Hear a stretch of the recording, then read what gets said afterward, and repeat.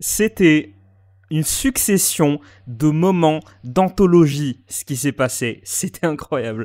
Les influenceurs, là, y compris Nasdaq, qui ont défilé pour répondre aux questions des députés donc de l'Assemblée nationale à l'occasion de la commission de l'Assemblée nationale, la fameuse commission TikTok, c'était super marrant.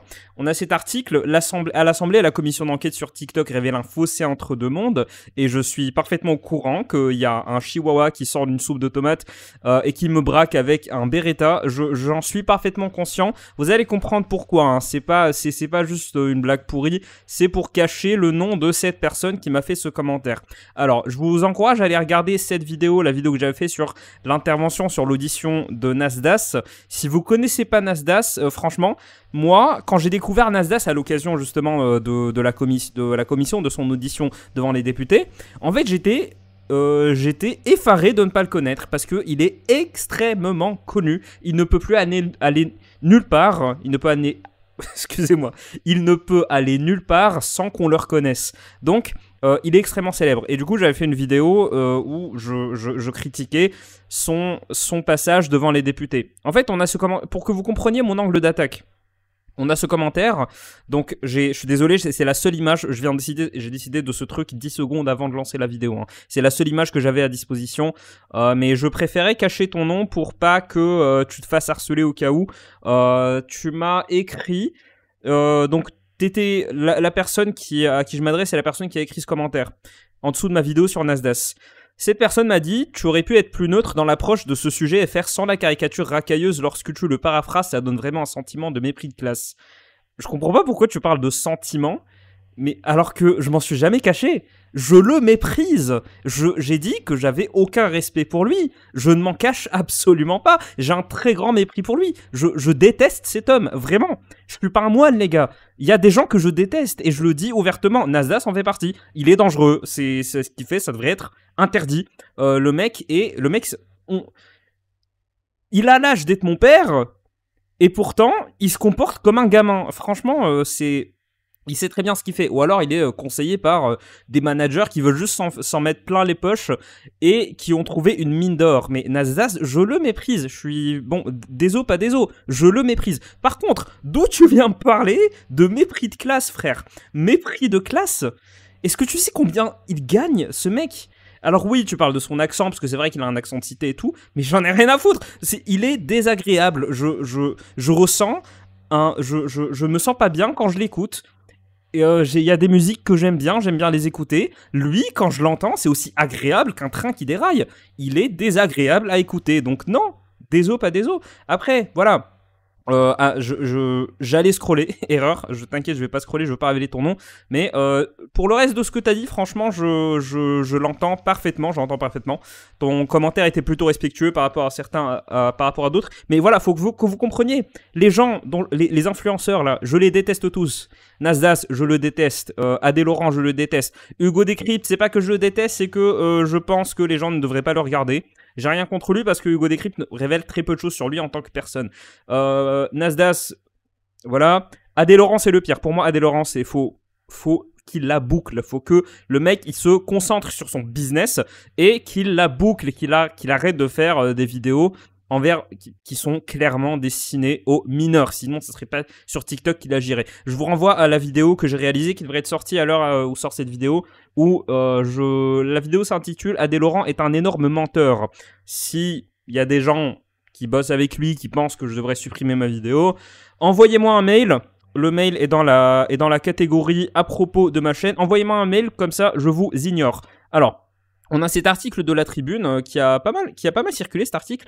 À la commission d'enquête TikTok, les députés effarés par l'attitude des influenceurs. Blague graveleuse, provocation, ignorance du cadre légal, l'audition de plusieurs influenceurs par la commission d'enquête sur les effets de TikTok sur les mineurs a sidéré les députés.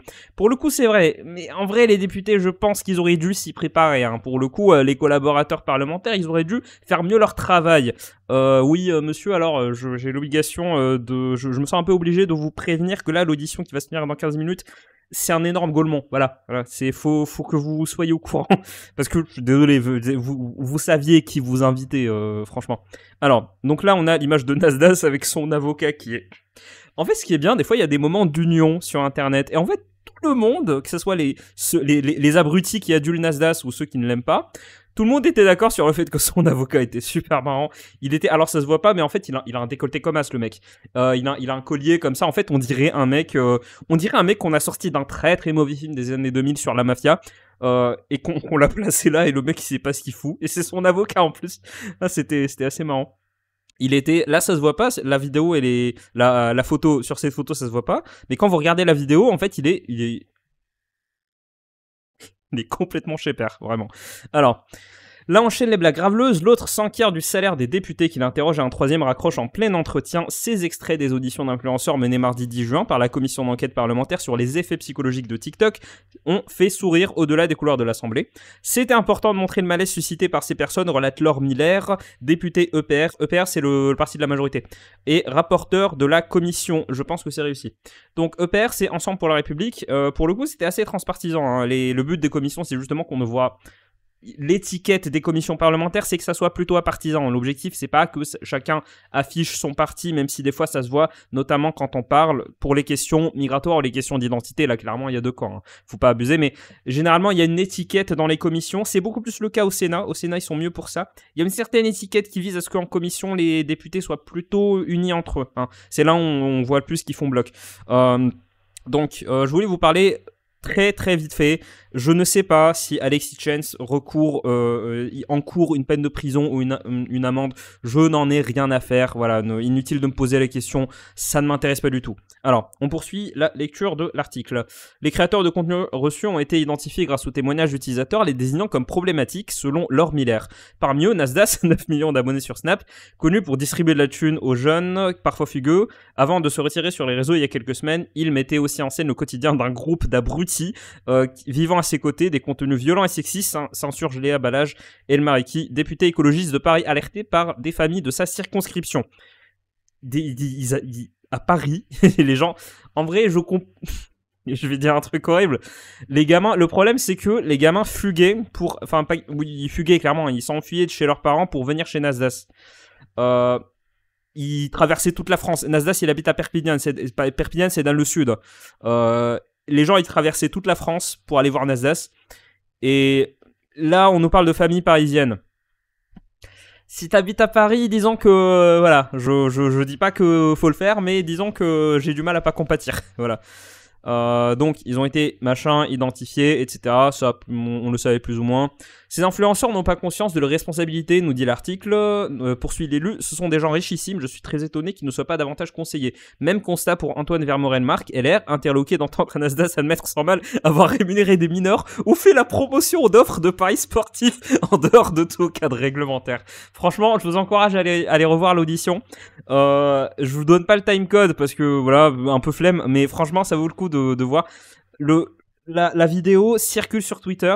C'est Nasdaq qui dit à des députés qu'il a donné des conseils de paris sportifs à des familles et que ces familles ont tout perdu à cause de lui. Il le dit face à des députés. C'était, franchement, rien que pour ce moment, ça valait le coup. J'ai perdu la moitié de mes neurones. Je pense que désormais je suis anxieux et dépressif après avoir regardé toutes ces auditions, mais ça valait le coup. Juste pour ça. Alors, parce qu'ils sont derrière un écran, ils pensent qu'ils peuvent tout faire impunément et ils le font de manière tellement inconsciente qu'ils sont prêts à le dire devant une commission d'enquête sous serment et sans aucune gêne. Je ne comprends pas pourquoi Nasdaq l'a dit. Il y a moyen que ce soit parce qu'il n'était pas préparé, je sais pas. D'autres, comme Adé Laurent, ciblé pour ses propos misogynes récurrents, ont renvoyé à la plateforme la responsabilité de vérifier l'âge des utilisateurs. C'est un moment d'anthologie aussi, j'en ai parlé vite fait dans ma vidéo sur Adé Laurent. Questionnés jeudi sur leur politique de modération, les responsables de TikTok ont évoqué des outils permettant de filtrer le contenu. Sans convaincre, on ouvre les guillemets, leur réponse n'était pas à la hauteur, etc. On parle de jeunes qui ont été traumatisés par ce qui circule sur les réseaux. Il y a un lien avec la violence qui s'exprime chez certains. Les conclusions de la commission seront rendues publiques début septembre. On attend les conclusions de la commission. Retenez bien une chose, ceux qui ont regardé, que ce soit des extraits ou ceux qui ont eu la patience titanesque de regarder les auditions jusqu'au bout, ça, c'est genre 5% du travail de la commission. Ce sont des auditions. Le travail de la commission, ça se fait entre les députés. Là, derrière les quelques dizaines de minutes, les quelques heures d'audition que vous avez vues, pour certains, pour les psychopathes comme moi, qui ont tout regardé, franchement, c'est très minoritaire. C'est juste comme des témoignages, en fait. Bah, c'est des auditions. Ce n'est pas l'objet. L'objet, c'est de déterminer l'impact psychologique auprès des jeunes que TikTok a sur les jeunes pour voir si on l'interdit ou pas, si on l'interdit au plus, au moins de 15 ans, si on met en place un couvre-feu. L'Australie, je sais pas ce que vous en pensez de ça. Je me suis jamais vraiment posé pour réfléchir, mais qu'est-ce que vous en pensez? Est-ce que vous pensez que on devrait interdire les réseaux sociaux pour ceux qui ont moins de 15 ans? Ou alors vous pensez que c'est là où l'État devrait s'arrêter? Parce que en Australie ou en Nouvelle-Zélande, je me rappelle plus, c'est un des pays anglophones qui n'est ni roast beef ni Amerloc, ils ont interdit les réseaux pour les moins de 16 ans. Beaucoup de gens objectent à cette idée. Ils disent de toute façon, ça ne sera pas appliqué parce que les jeunes trouveront un moyen d'y accéder. Donc en fait, tu es en train de me dire que les lois ne servent à rien parce que des gens désobéissent. Enfin, c'est vraiment une excuse débile. Hein. Là, pour le coup, c'est vraiment une excuse stupide. Tu ne décides pas de la validité ou pas d'une loi parce que les gens ne vont pas l'appliquer. C'est un raisonnement à la BFM TV. Hein. Non, personne ne commet ce crime parce que c'est interdit de le faire. C'est n'importe quoi. Alors, je voulais lire aussi cet article du Figaro. À l'Assemblée, la commission d'enquête sur TikTok révèle un fossé entre deux mondes. Cet article est alors, on va lire le début quand même. Lunaire. Cette semaine, le monde de la politique a été percuté de plein fouet par la culture TikTok à l'Assemblée. Mardi, les auditions de 5 influenceurs controversés par la commission dédiée aux effets psycho de blablabla. Alexis Chen, coach en séduction souvent qualifié de masculiniste. Au revoir, bonne journée. Voilà, Alexis Chen, je voulais pas en parler parce que ce mec me frustre d'ennui. Enfin, il est tellement ennuyant que je trouve jamais rien à dire dessus. C'est pas que je trouve rien à dire dessus, c'est que je ne trouve rien d'original. C'est tellement évident. Enfin, Alexis Chen, quand tu regardes ses vidéos, c'est tout ce qui va pas. C'est tellement évident. Le mec n'a jamais parlé à une femme de sa vie. Je me demande s'il a parlé à un autre humain de sa vie et s'il a parlé à des humains qui sont ces humains. enquête exclusive là, parce que c'est pas possible de tenir des propos aussi stupides que ça. Ces propos, j'ai l'impression que c'est de la provoque, mais en fait, c'est le genre de provoque qui provoque pas vraiment. C'est le genre de provoque, si c'est en effet de la provoque, c'est le genre de provoque qui, je suis désolé, j'enlève le clébard, désolé, tu es resté trop longtemps, on repart à la niche. C'est le genre de propos qui est pas vraiment provoque, mais où t'as deux réactions. Soit t'as un décérébré complet et tu te dis ah oh il a trop raison, franchement les femmes machin truc, faut pas que ça sorte après 22h, tu vois. Soit tu t'es là en mode quoi, ça veut pas rentrer. Le fait qu'il ait dit quand un truc est tellement énorme, tellement stupide que ça rentre pas dans ta tête parce que il y a un moment, il y a un filtre pour t'empêcher de devenir fou, pour t'empêcher de trop perdre foi en l'humanité. Bah, je pense que ce filtre, pour l'instant, m'a protégé. Hein, parce que non seulement je ne comprends pas comment ce mec existe, dans le sens où je comprends pas comment ce mec a une présence sur les réseaux, et je ne comprends pas que quelqu'un puisse tenir de tels propos. Pour moi, il le fait exprès. Pour moi, il n'est pas sincère. Il n'est pas sincère. Enfin, franchement, laissez-moi être dans le déni. Alors... en effet, il avait dit les femmes n'ont rien à faire dans la rue après 22h. Ce propos a été sorti de son contexte. Le contexte est encore pire. Voilà, je suis tout à fait sérieux. Hein. Allez voir le fameux contexte et vous verrez que c'est encore pire que ça. Alors, la suite de l'article, j'ai des accès étudiants. Du coup, j'ai des accès étudiants qui sont irrévocables. Donc, j'ai accès à cet article sans m'abonner. Alors... Alexis Chen, s'il avait préconisé l'interdiction de TikTok, une plateforme néfaste où ce qui fonctionne le mieux, c'est le contenu qui choque. S'il fallait une preuve de cette assertion, l'audition des influenceurs en est une. La commission d'enquête peut médiatiser jusqu'après. Comment ça peut médiatiser? Mais vous vous foutez de la gueule de qui? Pendant une semaine, à chaque fois que tu tapais les noms des mecs, c'était pas leur compte qui apparaissait, c'était uniquement des extraits de la commission. Cette séquence de clash s'est invitée dans la conversation de tous les adolescents, pourtant peu enclins à suivre les travaux de l'Assemblée. Le choc des cultures, blablabla, qui tente d'expliquer, donc là on parle de Adé Laurent, il tente d'expliquer ce qu'est un prank. Son exemple, une vidéo tournée en Thaïlande dans un sanctuaire d'éléphants où il évoque la trompe de l'animal comme un concurrent sérieux. Cela vous fait rire, monsieur, c'est marrant. Alors regardez ma réaction à cette blague. Voilà, donc j'ai réagi à cette blague qui était excellente. Et il a vraiment balancé ça à l'Assemblée. Adé Laurent a vraiment balancé ça à l'Assemblée nationale. Il y en a un qui a rigolé, parce que, je sais pas. Et les autres députés, ils étaient là en mode, il est sérieux le mec, enfin, t'es en commission, tu balances des blagues comme ça. Il l'a fait exprès, hein. C'était clairement une tentative de déstabiliser, et ça a marché. Voilà. La ministre, etc., vision déformée toxique de la sexualité, il ne considère cependant pas que ses contenus sont plus outranciers que certaines chansons de Michel Sardou ou Orelsan. J'en ai déjà parlé dans ma précédente vidéo sur le sujet. La tension était également palpable lors de l'échange avec Nasdaq, star du quartier Saint-Jacques à Perpignan, connu pour son influence sur les mineurs précaires et ses vidéos dans lesquelles il distribue de l'argent. Un chiffre d'affaires, on est à des centaines de milliers d'euros par mois, a-t-il répondu à une question sur ses revenus. Mépris de classe. Bien sûr. Il a avant tout connu sur Snap des centaines, a relancé le président, etc., etc. Il a dit à peu près 5000 euros après impôt. Voilà. Qu'est-ce que je peux rajouter à ça qui rendrait ça plus drôle? Impossible. Nous essayons de comprendre ce monde-là. Ces influenceurs ont été auditionnés car ils ont été signalés comme problématiques dans le rapport aux mineurs. Explique le président de la commission, Arthur Delaporte. L'élu du Calvados reconnaît que la tonalité des échanges a pu surprendre. Nous avons été confrontés à des gens qui sont arrivés ici en pensant qu'ils étaient dans un match. Ils étaient peu ouverts à la contradiction, ce qui est pourtant le propre du débat démocratique, regrette-t-il. Les auditions ont tourné au conflit de légitimité. Les députés ont la légitimité institutionnelle liée à une élection. Le devoir des influenceurs était de répondre. Ils ne sont pas la voix autoproclamée du peuple. C'est révélateur d'un... Sauf Adé Laurent. Parce que Adé Laurent se proclame le défenseur des classes populaires. C'est pas une blague. C'est révélateur d'un sentiment de toute puissance de la part des gens qui gagnent énormément d'argent et qui pensent que leur pouvoir est dans leur notoriété. Moins médiatisés, les précédentes auditions d'experts et de responsables associatifs ont mis à jour une unanimité sur le caractère addictif de TikTok et son influence sur les mineurs. TikTok amplifie des tendances déjà existantes comme la tristesse ou les troubles psychologiques. Son algorithme, en enfermant les utilisateurs dans des bulles de contenu spécifiques, peut les exposer à des messages dangereux, voire à des incitations au suicide, souligne-t-il. Au-delà, la plateforme engendre des boucles de contenu pensées pour retenir les utilisateurs le plus longtemps possible. Ces dynamiques favorisent la désocialisation et la privation de sommeil, alors que beaucoup passent des heures à scroller sans fin. Alors oui et non. Pour le sommeil, oui, complètement. Les écrans désinquent ton sommeil, c'est prouvé. C'est prouvé, c'est pour ça qu'il y en a qui préconisent d'enlever les écrans 2 heures avant de dormir.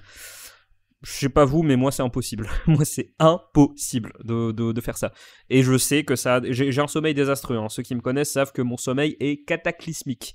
Par contre, les effets en termes de désocialisation, bah, pas vraiment, parce qu'en fait, TikTok, c'est une société à part entière. Hein. Il y a des codes, il y a des façons de parler, il y a des vidéos qui marchent très bien, qui deviennent une partie de l'imaginaire collectif pendant quelques jours, voire quelques semaines. Entre des lycéens, c'est un facteur de socialisation très puissant. Il y a même Gabriel Attal, pour une fois que je suis d'accord avec lui, il avait dit que interdire le réseau aux moins de 15 ans, ça pouvait avoir un effet de désocialisation, parce que il y a des gens, ils vont toujours trouver des moyens de le faire. Non, c'était pas exactement dans ce sens-là. En gros, il disait que il est favorable à l'interdiction. Par contre, ça peut avoir un effet de désocialisation parce que quand nous, on n'a pas accès au réseau et que les gamins, il parlait de l'interdiction faite par les parents. Quand il y a d'autres gamins qui y ont accès, en fait, on est complètement écarté du groupe si on ne connaît pas les codes, si on n'est pas au courant des derniers trucs qui se passent. C'est un facteur de... C'est pas bon ce que je suis en train de dire, hein. C'est pas du tout bon, je cautionne pas. Par contre, ça a un effet socialisation très puissant, hein. Ce qui se passe sur les réseaux, sur TikTok, les échanges qui sont faits, c'est quand même de la sociabilité, hein. Faut pas se dire que c'est parce que t'es tout seul devant ton tel qu'en fait tu interagis pas. C'est le propre des réseaux sociaux d'interagir. Il n'y a pas trop d'interaction en général quand t'as un compte qui est suivi par des dizaines de millions de personnes, mais les gens entre eux, les commentaires, les messages, je parle pas que de TikTok, hein, je parle de tout le reste. Le fait de dire que les réseaux sociaux, ça enferme les gens et que ça désocialise, en fait, c'est un peu ce genre d'idée, c'est un résidu du débat sur les jeux vidéo, en mode les jeux vidéo contribuent à isoler les gens, tout ça. Pour le coup, c'est plutôt vrai. Par contre, les réseaux sociaux, non. Un réseau social n'isole pas. En tout cas, j'ai du mal à voir les réseaux sociaux comme quelque chose qui isole. Pour le coup, pour l'instant, c'est l'inverse qu'on voit. Alors, Ce constat ne dit pas si la commission préconisera l'interdiction du réseau social au moins de 15 ans, d'autant que la mesure d'âge est revenue en force dans le débat public. Une autre piste a été évoquée lors des auditions, l'interdiction des smartphones avant 15 ou 16 ans. Le problème, c'est que ce type de mesure semble irréaliste ou inapplicable, pointe Arthur Delaporte. De plus, cela ne doit pas détourner l'attention des problématiques de la régulation des plateformes, de leur contenu et du fonctionnement de l'algorithme. J'ai pas compris la fin. Franchement, la fin, ça ne me parle pas du tout. Du coup... Parce que bon, derrière cette phrase, tu peux absolument tout mettre, hein, franchement. Alors, est-ce que ça doit être interdit aux plus, moins 15 ans, 16 ans? C'est un autre débat. Par contre, quand t'es député, tu sais très bien que l'argument de « on va pas le faire parce que ça semble inapplicable », bah, c'est un très mauvais argument. Franchement, c'est un très mauvais argument. J'ai déjà expliqué en quoi. Donc, je pense qu'on va conclure par rapport aux influenceurs. J'espère que ce sera la dernière vidéo que je devrais faire sur le sujet parce que, franchement, je rigole parce que il y a des choses qui me font rire. Mais sinon, c'était pitoyable. Hein. Franchement, c'était pitoyable. C'est pas une question d'autorité, attention, les députés, il faut se soumettre à eux. C'est ce que la personne dont j'ai lu le commentaire, c'est ce qu'elle m'a dit. En fait, non, il s'agit pas de se mettre à genoux devant les députés. Il s'agit d'être dans une posture de respect et de connaître, de savoir pourquoi tu es là. Ça ne se substitue pas à la justice, une commission parlementaire. Ça ne se substitue pas aux lois. Tu es là pour qu'on te tire les vers du nez. Tu es pas là pour qu'on te juge. Tu es pas là pour un truc. Tu es là pour répondre à des questions. Ça veut pas dire que Nasdaq aurait dû se soumettre à ses députés. Vous savez très bien ce que je pense des symboles, voire même des fonctions républicaines. Vous savez très bien ce que j'en pense. Je dis pas ça, j'ai jamais dit ça. C'est juste que le mec, il s'est pris pour une rockstar, il s'est pris pour je sais pas qui, alors que il est juste là pour témoigner de son métier. C'est tout. Et surtout, ce que j'ai détesté avec Nasdaq, c'est qu'il répondait jamais aux questions. Et des fois, les seules fois où il trouvait un moyen de répondre, bah en fait... soit il détournait complètement, soit il se justifiait complètement en mode bah c'est pas moi qui suis responsable, ce sont des députés, et c'est ce que je reproche à Nasdaq. Et ce que je reprochais exactement la même chose à Adé Laurent, sauf qu'avec Adé Laurent, je serais beaucoup plus sévère, au conditionnel. Ce sont des députés. Ils en ont rien à faire est-ce que c'est toi, est-ce que tu peux faire un truc pour limiter l'impact que en mode les jeunes qui fuguent de chez leurs parents pour venir te voir, les jeunes qui vont voir tes contenus porno. Adé Laurent a dit non mais c'est pas ma faute, moi il a osé comparer ça à de l'alcool et des bonbons dans un supermarché, enfin c'était n'importe quoi. Ce sont des députés, ils en ont rien à faire de tout ça. Ils en ont rien à faire. Le fait de dire c'est moi, moi je suis pas responsable de ça, ils en ont rien à foutre de si t'es responsable ou pas, frère. Tu es un trouble à l'ordre public. Tu es un trouble à l'ordre public. Adé Laurent, c'est un trouble à l'enfance. Que tu le fasses exprès ou pas, l'institution n'en a rien à faire. À partir du moment où tu es un trouble à l'ordre public, ça justifie le fait de, j'ai du mal à le dire, mais te censurer. Et là, on parle pas d'idées, on parle pas de quelqu'un qui est censuré pour ses idées, on parle de quelqu'un qui est censuré parce que il a un impact négatif sur les gens.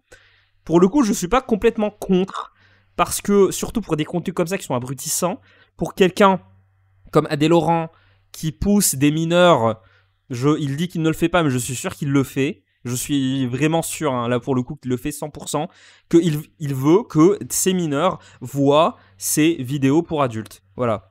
Quand on a des mecs comme ça, rien à foutre de ce que tu dis, rien à foutre de la politique de TikTok, machin truc. Il y a ce fait, c'est un fait social, c'est un truc qui existe, on va te faire fermer ton clapet. Je suis très très très très content que cette commission ait lieu, parce que du coup ça révèle beaucoup de choses sur les motivations de ces gars-là. Je crois que c'est tout. Salut.